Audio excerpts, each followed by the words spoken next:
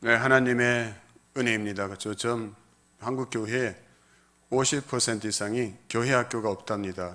왜 없을까요? 학생이 없으니까요. 50% 이상이 학생이 없어서 교회 학교를 운영하지 못하는데, 우리 교회에 이렇게 귀한 학생들 하나님 보내주셔서 또 사랑과 말씀과 기도로 예배로 또 키울 수 있게 하시는 얼마나 감사한지, 여러분 우리 교회 학교 학생들 위해서 다음 세대 위해서 더 많이 기도해 주시고요. 그래서 교회 학교가 부흥하는 그런 교회, 그래서 미래가 있는 그런 교회 되도록, 이 아이들이 세상에 나가서 교회 일꾼이 아니라 세상의 일꾼도 돼야 되죠. 세상에서 소금과 빛의 사명을 잘 감당하는 그런 어쩐 믿음의 사람들로 자랄 수 있도록 사회를 복되게 하는, 세상을 이롭게 하는 아이들 되게 여러분 많이 기도해 주시고 관심 가져 주시기 바랍니다. 오늘은 2021년도 마지막 주일입니다. 그럼 지난 한 해를 돌아보면 어떠십니까? 많은 생각이 있으실 겁니다. 힘들고 어려웠던 기억도 있고, 아프고 눈물 나는 그런 기억도 있고, 후회스럽고 죄스러운 그런 기억도 있을 것입니다. 하지만 그보다는 감사한 일이 더 많지 않을까요? 저 자신만 봐도 그렇습니다. 돌아보면 후회스러운 일도 있고요, 또 안타까운 일도 있고, 마음이 아프고 힘든 그러한 일들도 있습니다. 하나님께 죄스러운 그러한 일도 있었고요. 그런데 그보다는 감사한 일이 더 많습니다. 아니, 정확하게 말하자면 감사한 것들이 더 많아지고 있습니다. 감사하지 못했던 것들이 감사한 것들로 바뀌고, 감사하기 어렵고 낙심되던 상황이 감사와 소망으로 채워지고 있습니다. 왜 그럴까요? 비록 그 당시는 그러한 일들로 인해서 힘들었지만, 아프고 고통스럽고 눈앞이 깜깜하기도 했지만, 그 가운데 임한 하나님의 은혜 때문이죠. 눈앞이 깜깜해지는 그 상황 가운데서도 하나님의 은혜가 함께 했었기에 감사한 일이 더 많아지는 것입니다. 내게 기쁜 일, 좋은 일, 성공하는 일만 있었다면 결코 알 수도 없었고 깨달을 수도 없었던 하나님의 은혜와 인생에 대한 이해가 그러한 일들을 통해서 저에게 주어졌기 때문이었습니다. 그래서 저는 2021년 한 해 동안도 정말 이 말씀을 실감하며 살아왔습니다. 바로 로마서 8장 28절입니다. 우리가 알거니와 하나님을 사랑하는 자 곧 그의 뜻대로 부르심을 입은 자들에게는 모든 것이 합력하여 선을 이루느니라. 아멘. 아멘. 모든 것이 합력하여 선을 이루시는 하나님. 지난 한 해를 돌아보면 정말 하나님께서는 저에게 주신, 우리에게 주신 이 약속의 말씀대로 행하셨느라고 고백하지 않을 수가 없는 것입니다. 합력하여 선을 이루신 하나님. 한 해를 돌아보면 코로나19 바이러스 때문에 힘든 일도 많았지만, 그러나 그 상황 속에서도 우리에게 말씀을 주시고 그 말씀 붙잡고 기도하며 나아왔을 때 그 말씀대로 이루시는 하나님을 경험케 하셨습니다. 코로나 때문에 망할 것 같은, 이제 다 끝난 것 같은 위기가 있을 수도 있었지만, 하나님께서는 오늘 에베네셀 여기까지 인도하셨고요. 또 무엇보다 감사한 것은 하나님께서 제가 염려하고 걱정하고 근심한 그대로 되지 않게 하시고, 하나님이 주신 약속의 말씀대로 이루게 하셨으니 그것이 더 감사한 것이죠. 그럼 제가 걱정하고 염려하고 근심한 대로 되었더라면 저는 여기에 없을 수도 있고요, 우리 교회도 여기에 지금 없고 문을 닫았을 수도 있어요. 하나님은 그렇게 하지 않으셨어요. 하나님 약속대로 우리와 우리 교회를 이렇게 이끌어 오시고 에베네셀 오늘 이 자리까지 이렇게 하신 것입니다. 그래서 오늘 2021년 마지막 주일을 보내면서 하나님의 인도하심에 대해서 함께 말씀의 은혜를 나누겠습니다. 이런 신명기는 광야에서 40년 동안 이스라엘 백성들이 이제 지냈었고, 이제 약속의 땅 가나안을 눈앞에 둔 그 지점에서 모세가 지난 40년 동안 지내왔던 그 시간들을 되돌아보면서 이스라엘 백성들에게 설교하는 그러한 내용입니다. 모세가 이 설교를 하면서 오늘 32장 6절에 보면 이렇게 백성들에게 묻고 있습니다. 어리석은 백성아, 이 미련한 민족아, 너희는 어찌하여 주께 이처럼 갚느냐? 그는 너희를 지으신 아버지가 아니시냐? 너희를 만드시고 일으키신 분이 아니시냐 했습니다. 그러나 이것은 그 당시 모세가 이스라엘 백성들에게만 질문하시는 것이 아니라 오늘 우리에게도 질문하고 계시는 질문으로 우리가 받아들일 수가 있겠습니다. 그러나 이것은 이스라엘 백성들을 책망하는 내용을 역설적으로 설명하고 있는 건데, 그런데 이 말씀에서 하나님을 누구시라고 고백하고 있습니까? 아버지로 고백하고 있습니다. 그는 너를 지으신 아버지가 아니시냐? 하나님은 우리 아버지이시다. 하나님은 나의 아버지이시다. 그럼 이게 얼마나 놀라운 고백인지 아십니까? 내가 하나님을 아버지로 고백하며 살아갈 수 있다는 것, 이게 얼마나 큰 은혜고 특권인지 여러분 혹시 생각해 보신 적이 있으십니까? 하나님은 우리의 아버지이십니다. 그분은 어떤 의미를 담고 있을까요? 우리를 먹이시고 입히시고 재우시고 돌보시고 책임져 주시고 양육해 주시는 이 개념이 아버지로 표현되고 있습니다. 그러면 자신이 경험한 것에 따라서 아버지 하나님에 대한 고백은 사람마다 다 다르게 되어 있습니다. 내가 경험한 아버지, 저 아버지는 지금 천국에 계시는데요, 제 아버지가 돌아가시기 한 10년, 거의 한 15년 전쯤 그 아버지가 평생 동안 피땀 흘려 모은 그 재산들, 돈을 이렇게 자식들에게 분배해 주셨습니다. 한 15년은 그냥 빈 몸으로 사셔서 다 이렇게 물려주시고, 근데 제가 물려받은 돈은 제가 공부를 많이 시켰다고 해서 길도 없고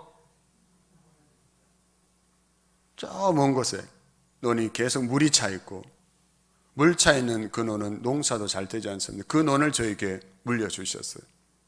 그냥 공짜로 주신 거니까 그냥 감사함으로 받았었고요. 근데 아버지는 그게 마음에 걸리셨던 거예요. 자식에게 길도 제대로 없고 물이 사시사철 고여있는 그 논을 물려주신 게 너무 마음에 걸려서 어느 겨울에 보니까 아버지가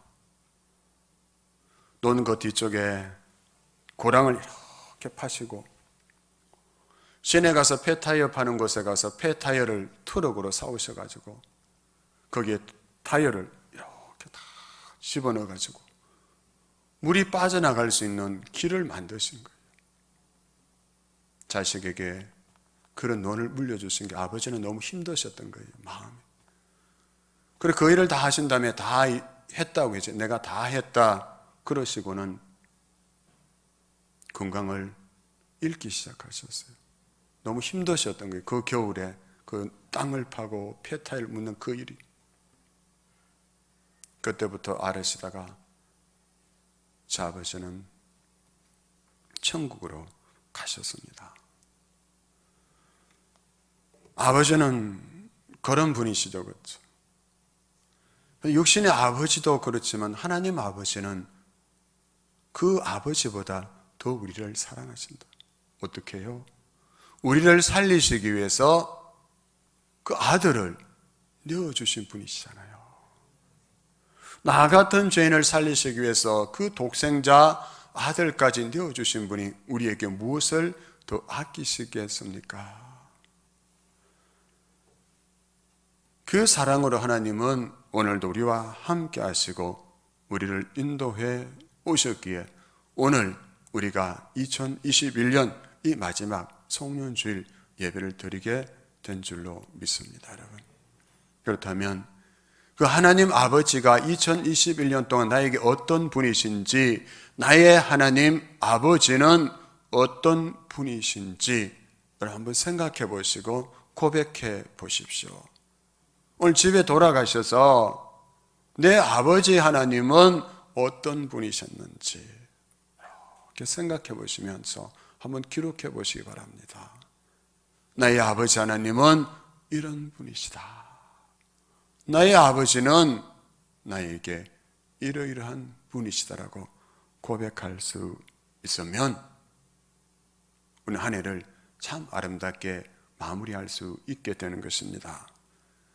그 아버지 하나님에 대해서 모세는 오늘 9절에서 이렇게 고백하고 있습니다.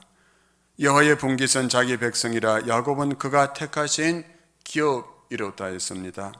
이 말씀의 뜻은 이스라엘이 하나님께서 택하신 백성이며 하나님의 소유라는 것이죠.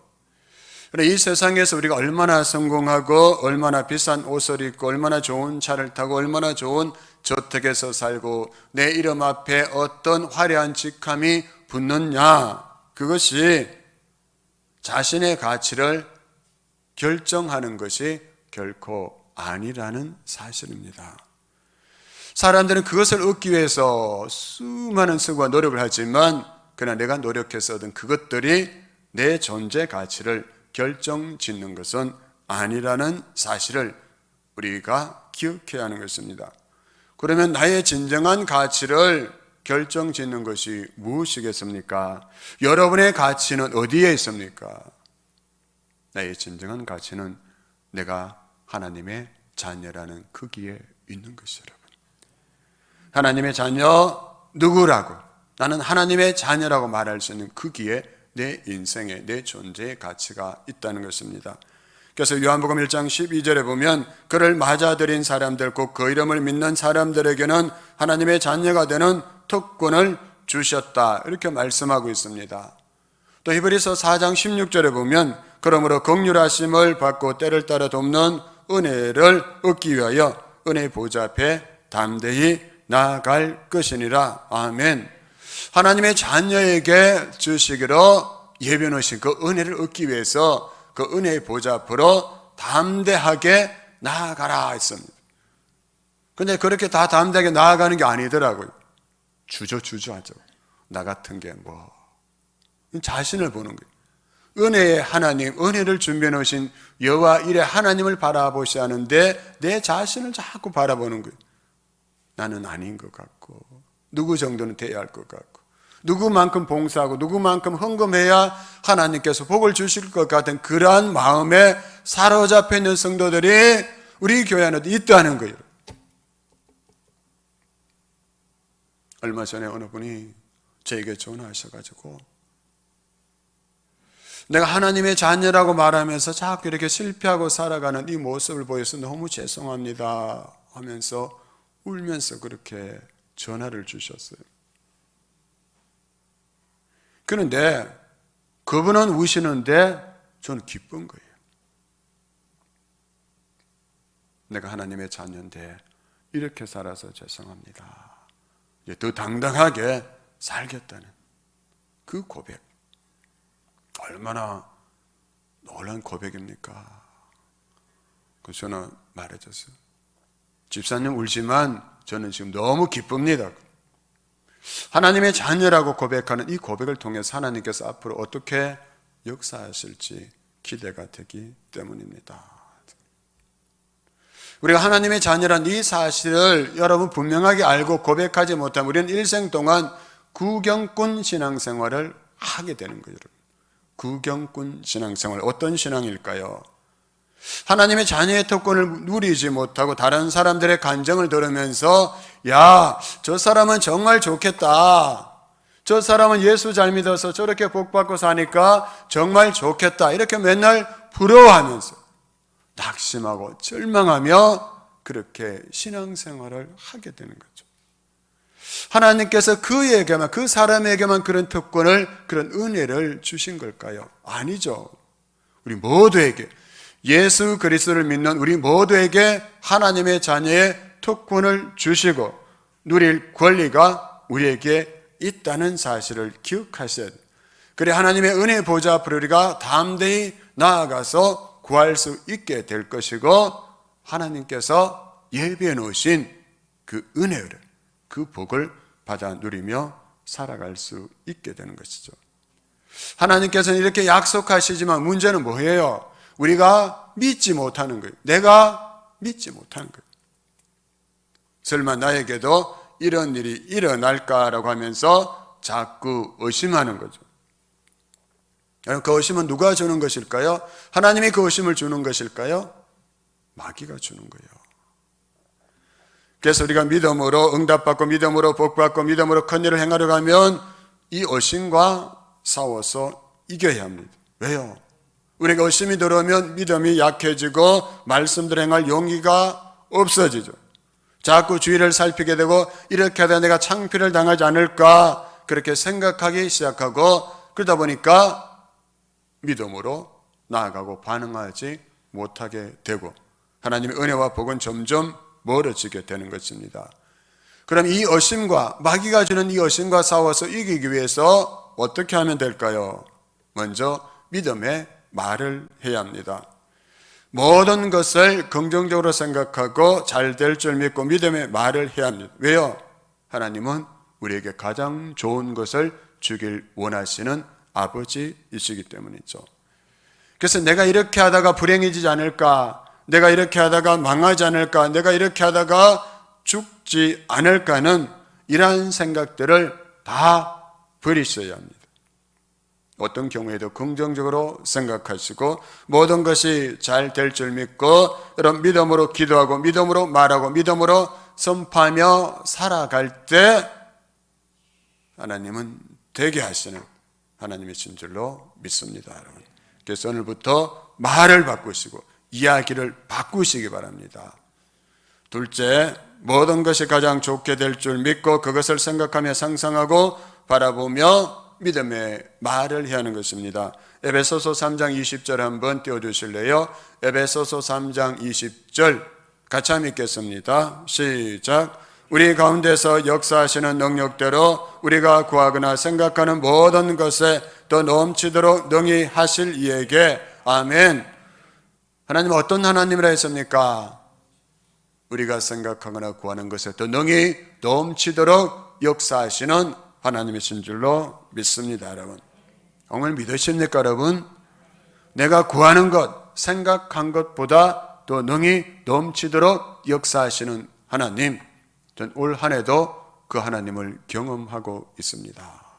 그 하나님, 우리 하나님은 코로나 때문에 망하게 하시는 분이 아니라 코로나를 통해서 새 일을 행하시는 하나님, 제가 기도하고 구한 것보다 더 능히 넘치도록 하시는 하나님이심을 저로 하여금 보게 하셨고 경험케 하셨습니다.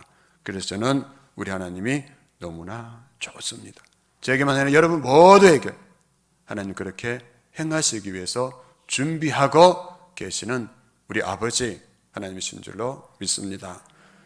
셋째, 성경에 기록된 하나님의 말씀이 그대로 될 줄 믿고 그 말씀대로 믿음의 고백을 해야 합니다. 우리 여기 이 예배를 온라인으로 드리시는 분이 있습니다. 우리 교회는 아닌데 오늘도 그분이 아마 예배를 드리고 계실지 모르겠습니다. 그분이 어느 날 전화해서 제게 이렇게 말씀하시더라고요. 저는 목사님께서 설교한 그대로 될 줄로 믿고 있습니다. 그 믿음으로 설교를 듣고 있습니다. 저 그럼 아멘 이래야 되는데 제가 믿음이 좀 덜 떨어져가지고 왜요? 이랬지.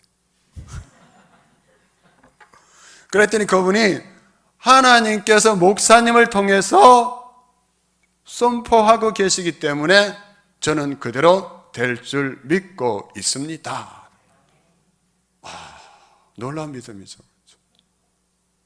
목사의 말이 아니라 하나님의 말씀이기 때문에 그대로 될 줄로 믿는다고 했어요. 그러면서 저를 돌아봤어요. 아니 그분은 그런 믿음을 가지고 설교를 듣고 계신다는데 그러면 나는 하나님께서 나를 통해서 선포하시는 그 말씀이 그대로 이루어질 줄로 믿고 설교하고 있느냐? 이렇게 저에게 질문을 하게 됐어요. 너무 중요하잖아요. 그렇죠? 듣는 사람은 그렇게 듣는데 말하는 자가 그 믿음 없이 설교하면 어떻게 사람이 살아나고 쓰여지는 그 생명의 역사가 일어날 수가 있겠어요. 그렇죠? 여러분 설교하는 저에게도 그 믿음 주시기를 기도해 주시기 바랍니다. 말씀대로 된다는 그 믿음으로 설교하는 목사가 될 수 있도록. 그래서 로마서 8장 28절 보면 그렇게 말씀하죠. 우리가 알거니 하나님을 사랑하는 자 곧 그의 뜻대로 부르심을 입은 자들에게 모든 것이 합력하여 선을 이루느니라. 아멘. 여기서 하나님을 사랑하는 자, 그의 뜻대로 부르심을 받은 자는 믿는 우리들을 말하는 것이죠. 하나님의 자녀에게는 권세가 있습니다. 어떤 권세? 모든 일을 합력하여 선을 이루어 가시는 하나님의 그 권세가 우리에게 주어졌다는 것입니다. 그래서 우리는 걱정할 필요가 없어요. 왜요? 모든 것이 합력하여 선을 이룬다는 것은 그 일로 말미암아 더 좋은 일이 생긴다는 것이죠. 그래서 여러분 한번 인사하겠습니다. 여러분하고 옆에 분하고 잘 되고 있습니다.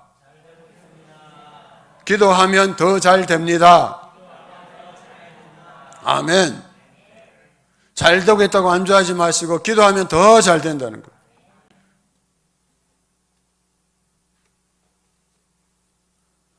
이 믿음으로 말하고 선포하셔.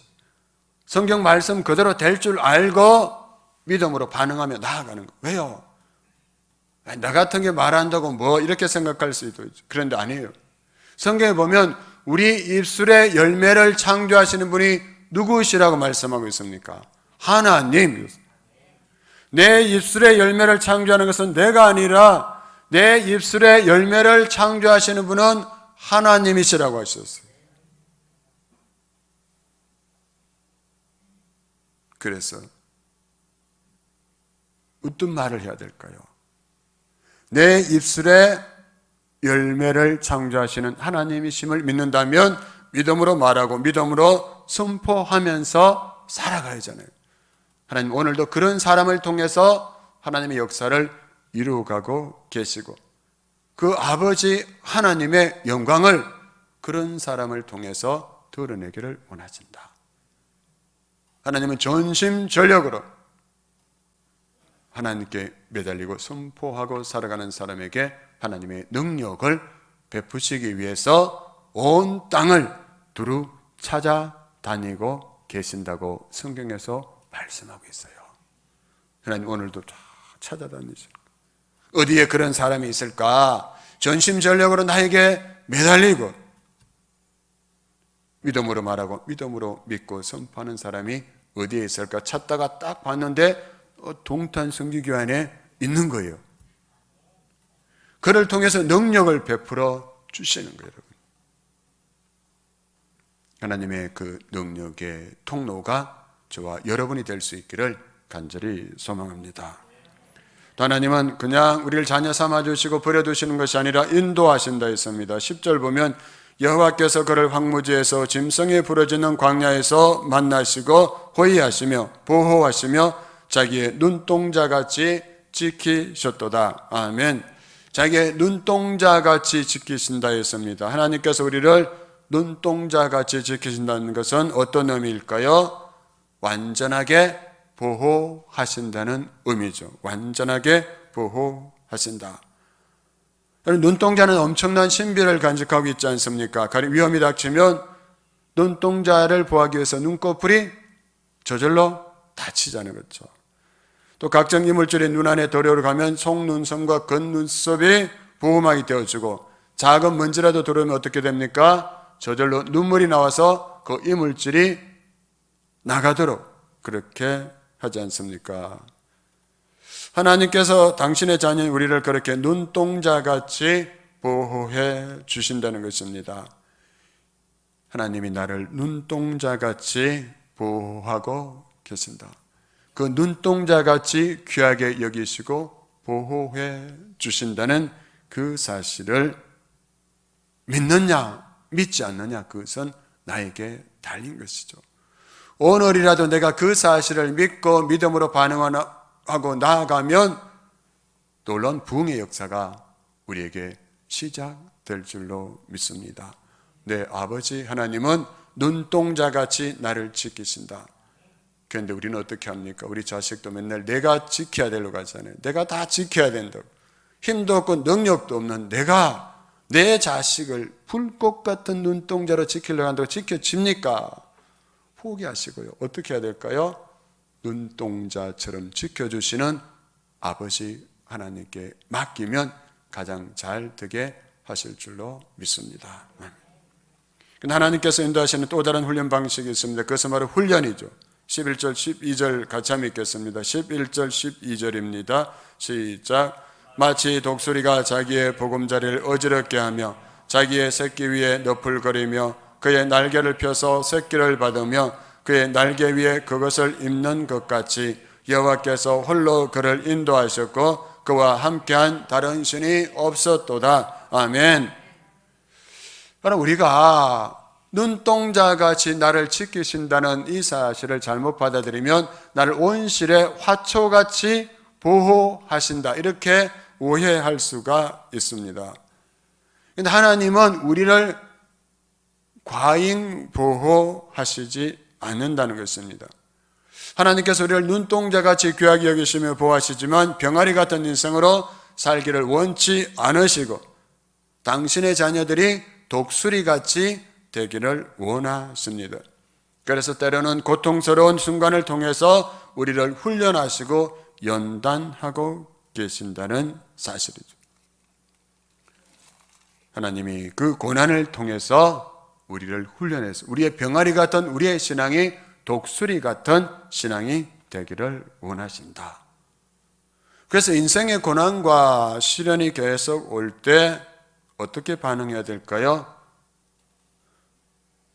기도를 열심히 하는데도 하나님 어떤 것은 안 들어주시고 어떤 것은 몇 달, 몇 년 동안 끄는 경우도 있고 또한 어느 날 갑자기 건강에 이상이 생기고 사업에 어려움이 생기고 여러분 자녀에게 불행이 닥치고 인간관계에 고통이 올 때 어떻게 받아들여야 될까요? 그런 일들은 과연 무슨 뜻이겠습니까? 그것은 하나님께서 우리를 위하여 선한 목적을 가지고 공중에서 우리를 떨어뜨리고 훈련하고 계시다는 것입니다. 독수리 같은 신앙이 되도록 하기 위해서. 언제까지 그렇게 할까요? 독수리가 날개에 힘이 생겨서 스스로 날아오를 때까지 어미 독수리가 새끼 독수리를 그렇게 훈련하는 것처럼 우리 스스로 저 푸른 창공을 날아오를 때까지 하나님은 그렇게 훈련하신다는 거예요. 나를 훈련하고 계시는구나. 예전에 그래서 교회에 문제가 생기면 막 원망이 생겼어요. 불평이 생겼어요. 문제를 일으키는 사람을 원망했어요. 그런데 최근에는 하나님이 신기하게 일하시더라고요. 기도 가운데 그 일 때문에 기도 가운데 하나님 그러시는 거예요. 네가 걱정이다. 그럼 저는 인정하죠. 맞아요. 저도 제가 걱정입니다. 회개하며 나아갔을 때 하나님께서 그 문제를 통해서도 합력하여 선을 이루 가신다는 거예요. 여러분.